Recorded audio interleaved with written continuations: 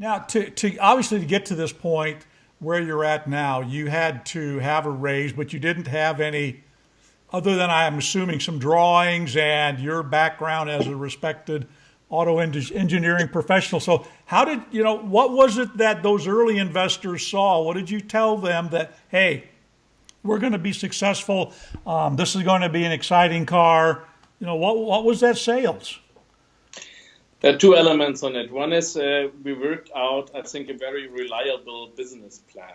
There are many parties outside doing a lot of promises. And if you are in this industry and understand a bit of this industry, you will figure out quite fast that this cannot be reality. So our business plan was robust, challenging, but robust.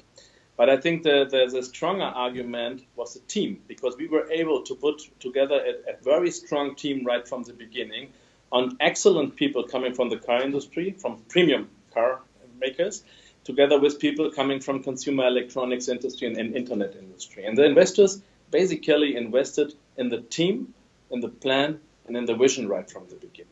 And this is something which is different in China from other parts of the world, to be honest. And by the way, because the Chinese are strong entrepreneurs. If they have an idea, if they believe in the market potential, and if they think they have the right people on board, they are prepared to invest hundreds of millions.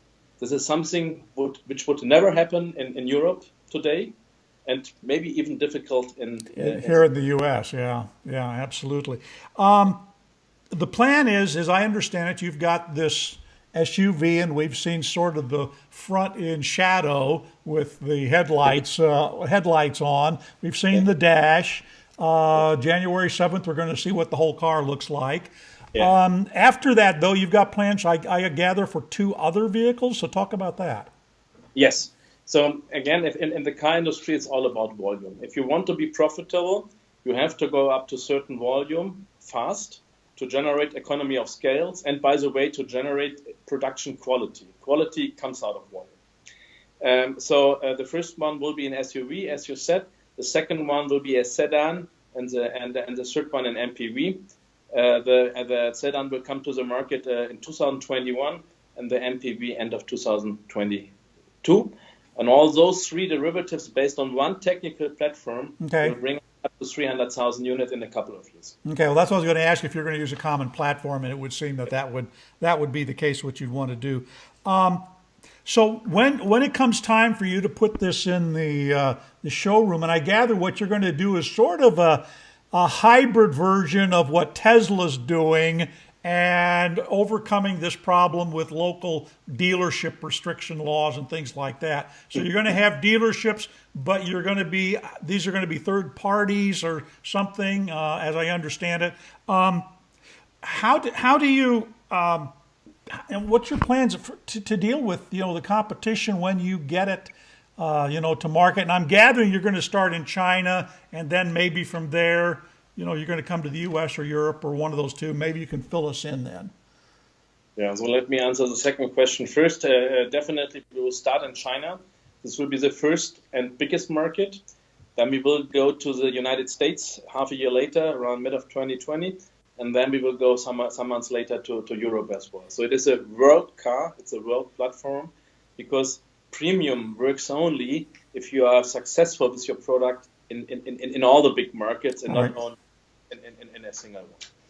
Now, when it comes to the sales model, there are two disadvantages which today's car companies have. One, first of all, they have quite big, what we call cost of retail.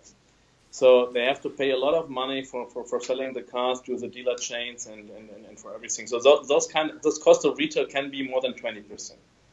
So we want to go for direct sales program right from the beginning, due to the fact that we want to save this money to some degree.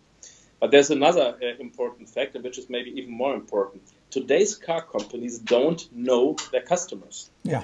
Because they sell the car to dealers, and the dealer is the interface to the customer. Now, if you want to be part of the digital world, if you want to make business based on data, on services, it is absolutely fundamental that you know your customer. Because by selling the product, you set up a sales channel to your customer, and this is the base for further business. So we have to make sure that we know our customers, and this means there will be a direct sales model right from the beginning. So we will be the partner, we will sell the cars to our customers. Now, this can be done through internet and through those direct sales channels, what you mentioned. This can be done through sales agents and through showrooms and brand stores and whatever you could think about. But the basic assumption will be it is a direct sales model for those two reasons. Okay. Let's talk about the autonomous part of this thing, because what I'm hearing here is that your target market initially is sort of traditional private buyer, buys a car, owns it, drives it, parks it, most of the time, drives it in the morning to work, drives it home at night, that sort of thing. But what I'm hearing is you're actually engineering this car so that this car could conceivably be on the road all the time. Either maybe not the original, maybe not the owner operating the car, but people he's sharing that car with, either through a business arrangement or a personal relationship or whatever. So which of those do you think is going to be the biggest market for you? Getting to know your customer, is it going to be the private car owner, or is it going to be car operators, if you will, car share operators? This will change over time, but I think you hit exactly the point of importance here. And my projection is nobody really knows. Nobody can give you an exact answer. But my forecast is in 2019, when we go to the market, still the private owned car, or which is leased out to somebody, will be dominate. But once autonomous driving technology is coming to the market, and this will start in 2019, and we might have level 4 in 2021, then this will convert to be a mobility service business. This will never be fully done. I still think that some people, if not many, for many years, will stay with the approach to buy their own car or to lease it. But the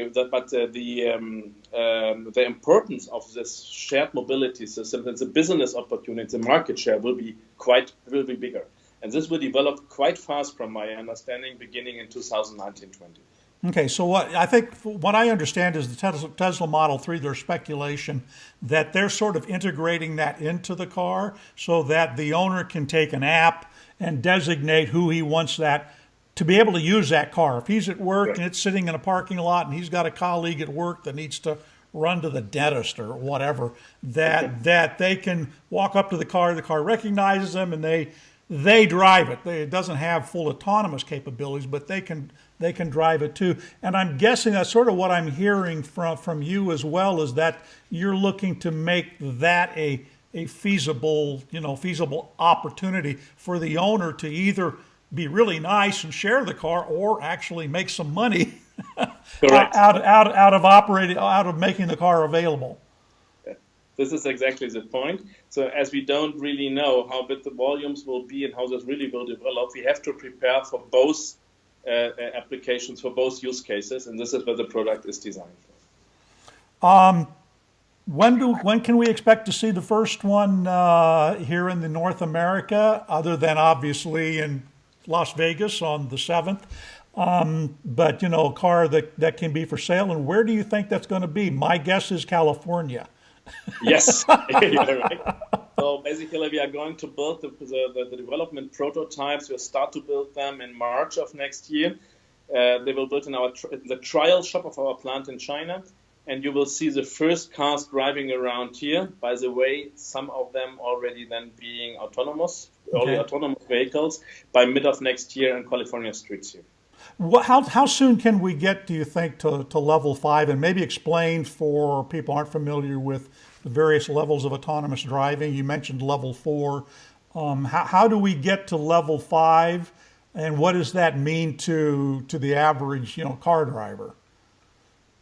I think between level 4 and level 5, there are not so big, such a big difference. If you go to level 5, okay, then steering wheel and everything disappears. But from a customer perspective, having level 4 is already good enough, because it basically means you can rely on the car when it does self-driving. So, and again, nobody can really give you the answer when this will be in production on a bigger volume, because it's not only technology issue. It depends from legislation. In many parts of the world, you're just not allowed to do it. It depends from data availability, connectivity, and all those things. My guess is in 2019, when we go to the market, we still will see kind of level 3 technology, which gives you a very good support and will work autonomously most of the time, but you still have to be in the loop and you still have to be prepared to take over control. And our clear target is to have a full level 4 vehicle on the streets here in end of 2020, beginning 2021. Okay. Bill, excuse me, Bill. Go ahead. Yes. Perhaps one more question. We are going to have to close. I'm ready. I was just getting ready to ask the last one. Okay. So, yeah, well, thank you. So final question is, when do I get to drive one? If you would decide to come to CES, I could give you the opportunity to at least sit in the car and be driven, and we could talk about maybe that you have a test ride as well by your own. If you don't come to CES, then you might want to order one car, because when we present the product at CES, we will take pre-orders. So then you can book one of the early production slot, and you will have it in 2019 at your house. All right. Sounds like a plan. Thank you so much, Carsten. Very much appreciate your taking the time to us. We've had with us on the other end of the Skype connection, Carsten Breitfeld, who is the CEO of Byton, formerly Future Mobility Corporation. So thank you so much. Thank you, Bill. All right. Auf Wiedersehen. Auf Wiedersehen. Thanks a lot, and enjoy. Okay.